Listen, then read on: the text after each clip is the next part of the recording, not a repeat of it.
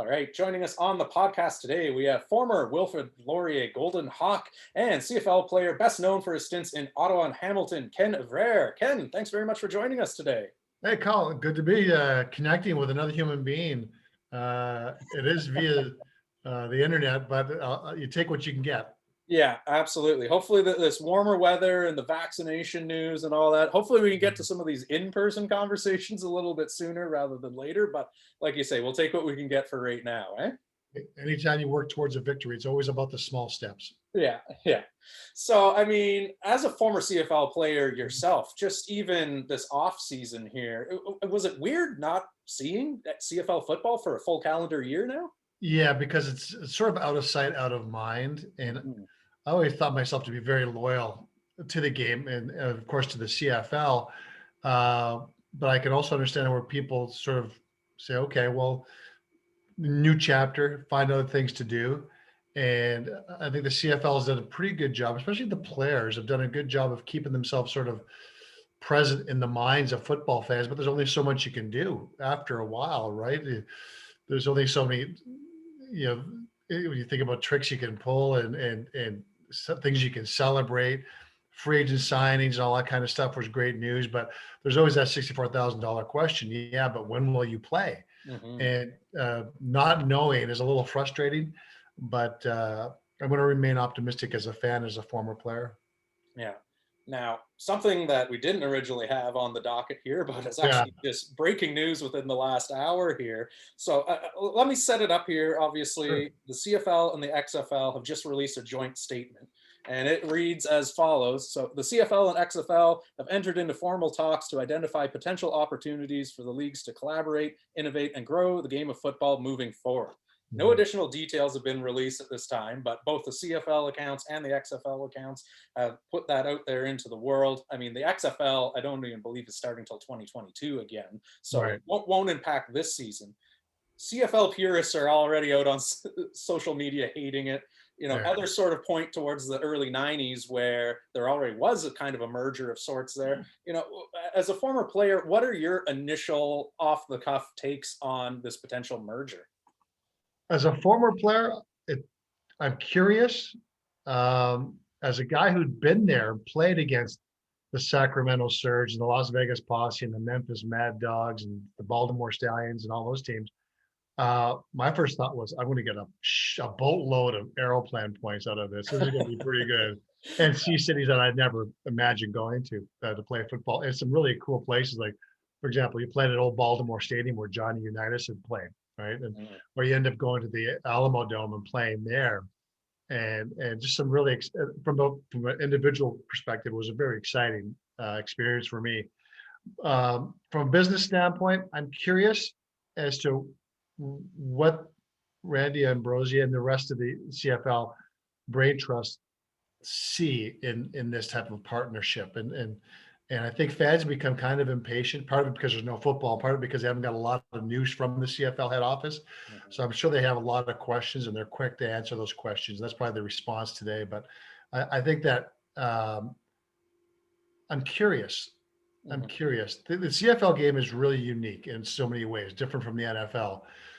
And would the XFL be looking at joining and having a Southern Conference and a Northern Conference type of scenario, similar to the NHL?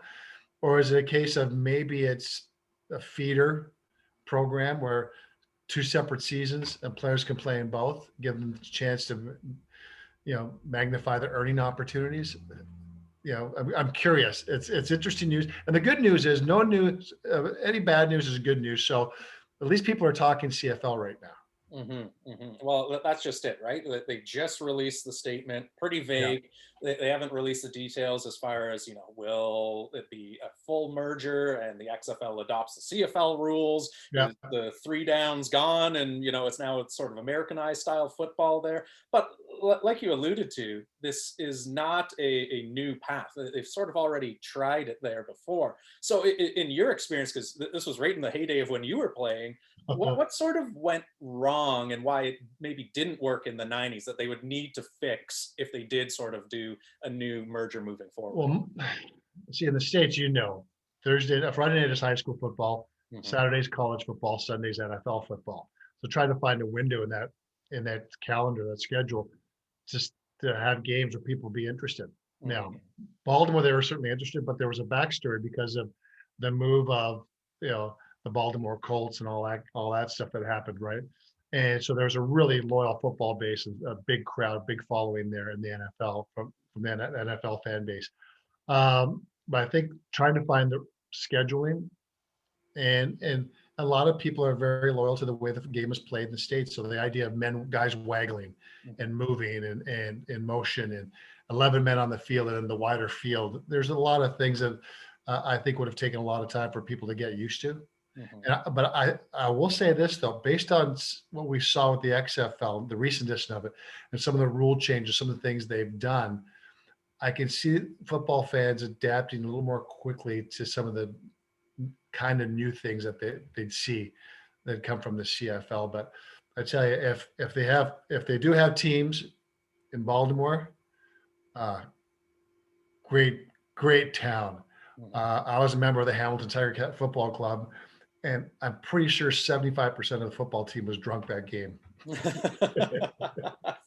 Because hey, when's the next time we're going to be in Baltimore, right? Yeah. And I remember because Tim Rosenbach was our quarterback, and he was a Washington State guy and played in the NFL, and there's thoughts that he was going to get back to the NFL, and there were some scouts and his agent were there at that game, and he came into the huddle. He just looked at all of us, and you can smell the booze in the huddle from the night before. And a couple of teammates and I won't name them, but we decided it'd be a smart idea to drink a lot of red Gatorade before the game to stay hydrated, which was a really bad idea. And it just didn't turn out real well. In fact, the funny story was Earl Winfield pulled his hamstring the very first second series of the game. And we all knew it was because Earl was out, and someone was going to pull a hamstring to get out of the game early. Yeah. And Winnie was the first one. So Wally's utility came in, and he was in the huddle beside me, and he and I were out that night with a couple other guys, and it was a run play away from us. And so I run upfield to sort of shadow my guy, pretend I'm going to block him. And all I hear from the right side is, "Oh my God, you smell like alcohol." And it was the corner who was covering Wally, because Wally's up front to try to block him, and you could smell the booze off of half the team on the field. It was a lot of fun. Yeah, it will definitely spice up some road trips there for sure if they get some American teams going, right? The most cautious game I ever played was in Las Vegas, because we got there 3 days before the game to get acclimated to the heat and everything else. I think there may have been 300 people at the game, and 200 of them were Hamilton Tiger Cat fans. Yeah. And we got there a couple of days before the game, and guys blew their paycheck before they got them in the casino. So that was the safest football game ever. Don't get injured so you can play next week and get another game check, because you'd already blown your game check and the game hadn't even been played yet. Yeah. So it was a lot of fun. Yeah, I can imagine. So before we move on here, last sort of question here, because the XFL obviously folded, it's under new ownership with Dwayne "The Rock" Johnson and his ownership group and all of that there. Then, so if you had sort of a magic wand and you could cherry pick some of the cities that don't have an NFL team right now, that are just football hotbeds, and you think could really improve the quality of not only the fan experience but the league and revenue and all that as well, what are some cities that come to mind if you could pick any of them? Well, Baltimore for sure. Baltimore is number one without a doubt. I would think Syracuse, because it's not too far from the border. Yeah. I would think somewhere in North or South Dakota, only because, or in around there, because you think about some of the schools out there, Minot State and Dakota schools, and they've sent Dave Dickinson and his brother, and some really good football players that come from that area, around Idaho, because I think Salt Lake City maybe. I thought Sacramento was great, California, but the logistics of traveling that far. But maybe they split up for Western. Yeah. Have a North and Southwest type breakup so you almost have four conferences. That might work as well. But Shreveport, Louisiana, as funny as it sounds, was a lot of fun. Yeah. It was a lot of fun. And I'm based in my experience, in all of my experiences when we played there. Because we had some of the best times. Like Shreveport was one of those etched in my memory experiences that will never go away, because it was just too much fun. Yeah.